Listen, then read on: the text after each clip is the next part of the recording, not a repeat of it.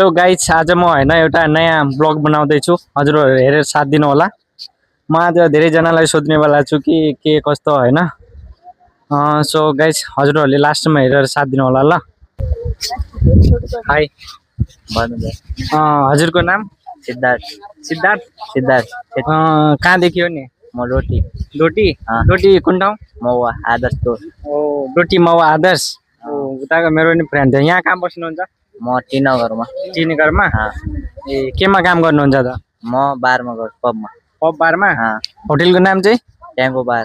ट्याङ्गो बार। वाह, दामी। उहाँ चाहिँ पब बारमा काम गर्नु हुने रहेछ होइन। उहाँ चाहिँ अहिले हाम्रो मेन्ना बिचको पार्कमा भेटिनु भयो।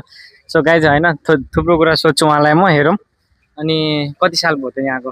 म आएँ 1 साल हो। 1 साल भयो? ए, अनि कस्तो लाग्छ त चेन्नई?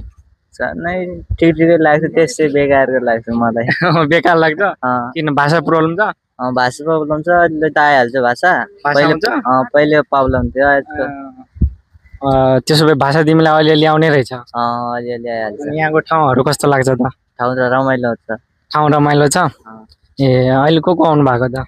म आएको थिएँ, मेरो साथीहरू आएको थिए। अहिले उनीहरू ड्युटीमा टाइम हो, उनीहरू गइहाल्यो। ल, थ्याङ्क यू सो मच यार भाइ।